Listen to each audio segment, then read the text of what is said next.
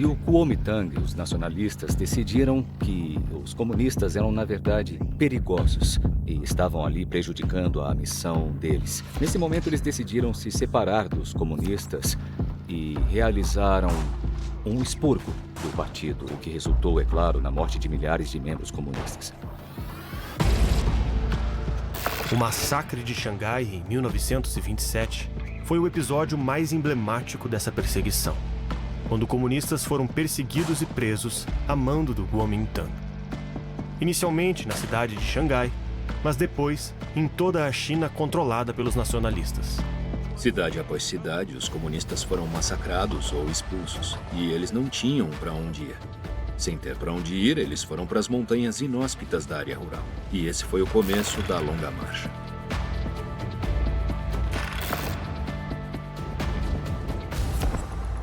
Em 1934, sobreviventes dos comunistas, organizados em guerrilhas rurais, iniciaram uma marcha de cerca de 9,6 mil quilômetros até o extremo norte do país, fugindo da perseguição do exército do Kuomintang.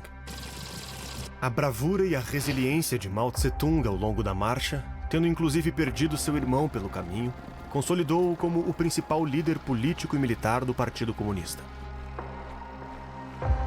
Em um congresso partidário realizado durante a longa marcha em Jinyi, uma área bem rural da China, eles decidiram entregar a liderança do partido para Mao. Então foi um encontro muito importante, onde Mao unificou toda a facção dentro do partido e virou o líder militar e político do Partido Comunista Chinês.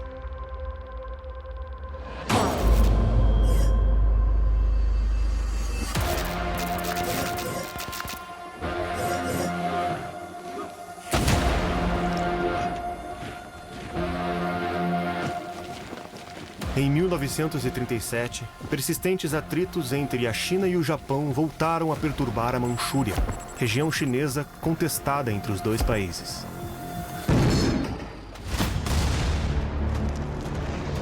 Cada vez mais, o Japão começou a dominar não só aquela área, mas se expandir para o sul e chegou até Pequim.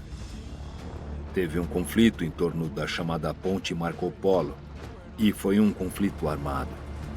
E o Japão conseguiu usar isso como desculpa para iniciar uma campanha militar em toda a China. Aí o exército japonês começou a marchar mais para o sul. Teve o bombardeio de Xangai, a tomada de Xangai, o massacre de Nanquim, e claro, muitas vezes é lembrado como o estupro de Nanquim, que aconteceu lá. E aos poucos ele começou a controlar muito do norte, leste e centro da China.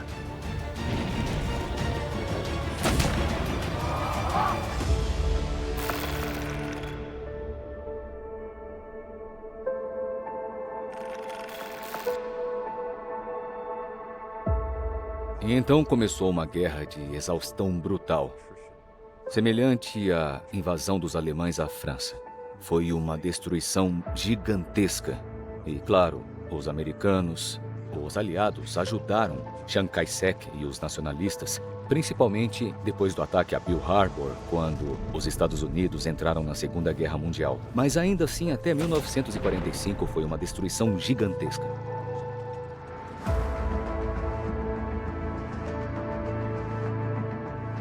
O Partido Comunista Chinês conseguiu escapar dos combates iniciais da Guerra Sino-Japonesa, porque a base do Partido Comunista Chinês estava localizada no noroeste, longe da frente militar. Enfrentando uma crise existencial no país, os dois partidos começaram a desenvolver uma nova frente unida. É o que chamamos de Segunda Frente Unida.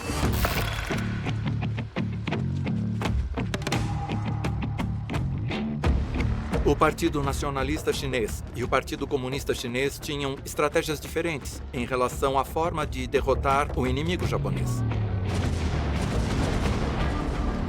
Para o Partido Nacionalista Chinês, a estratégia era conduzir uma guerra total contra a invasão japonesa.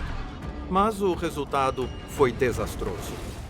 O Exército Nacionalista Chinês basicamente perdeu a guerra contra o Japão e foi forçado a recuar para o interior.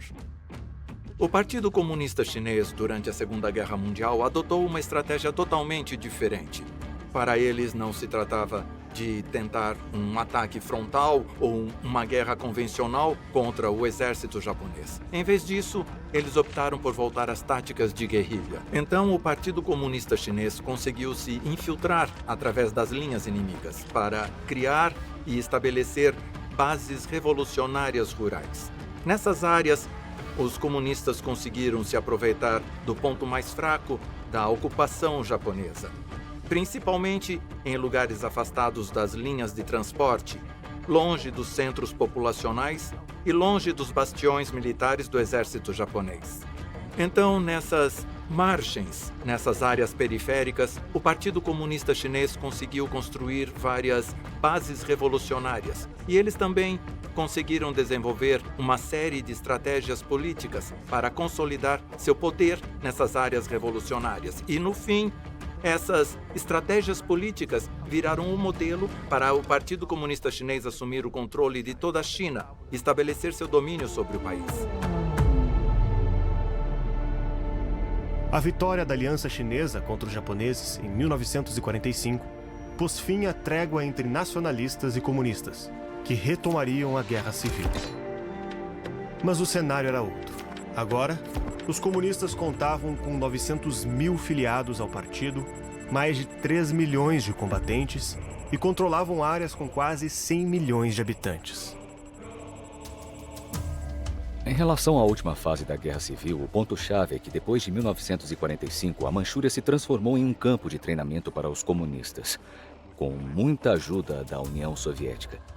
E, gradualmente, a partir de 1946, 1947, na Manchúria, os comunistas não só controlavam as áreas rurais, mas começaram também a cercar as cidades. E, para mim, um dos eventos principais foi o cerco de Changchun, em que Lin Biao cercou Changchun por 8 meses. Criou um bloqueio que literalmente forçava Changchun a se tornar uma cidade de morte. Em outras palavras, eles não permitiam que as pessoas saíssem ou entrassem na cidade. E até eles se renderem, 160 mil pessoas morreram de fome dentro da cidade.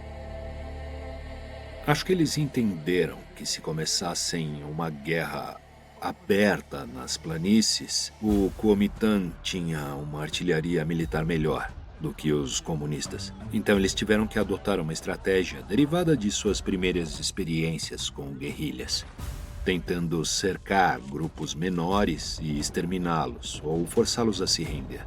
O Partido Comunista Chinês foi muito eficaz em criar uma propaganda de guerra contra o Kuomintang e em convencer os jovens na China de que o futuro do país estava no comunismo, não no Kuomintang.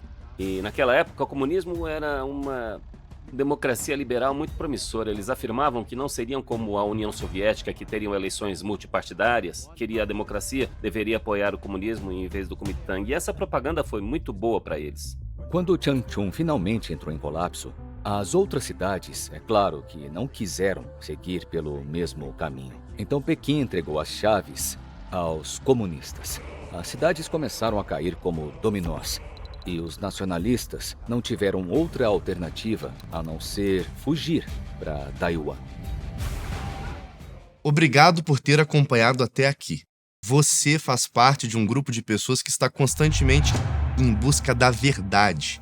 Se você é como os milhares que percebe o debate público atual muito raso e superficial, eu te convido a dar um passo no sentido contrário, saindo dessa bolha de desinformação.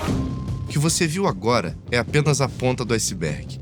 Nossa missão é muito maior, é um resgate. Queremos devolver aos brasileiros o acesso à nossa cultura, à nossa história e a uma educação que realmente forme o indivíduo. Ação! Um trabalho que tem mudado milhões de brasileiros e que, para continuar, precisa de você. Só é possível produzir esse nível de conteúdo com essa seriedade sendo independente. Não temos patrocínio de governo e jamais aceitaremos R$1 do dinheiro público. Nossa única fonte de receita, o que mantém toda essa estrutura de pé e nos permite oferecer vídeos gratuitos como este que você acabou de ver, é a nossa comunidade de membros assinantes. A oportunidade que eu quero te dar agora é a de sair da posição de espectador e se tornar um viabilizador dessa causa. Ao assinar a Brasil Paralelo, você não ganha apenas acesso a um catálogo com o que há de melhor em educação e entretenimento no país. Você garante que conteúdos assim continuem tendo um lugar, com a qualidade que você exige e com a credibilidade que o Brasil precisa. Toque agora no link aqui embaixo, escolha o seu plano e venha ser parte de algo maior. Muito obrigado pela confiança e te vejo na nossa plataforma de membros.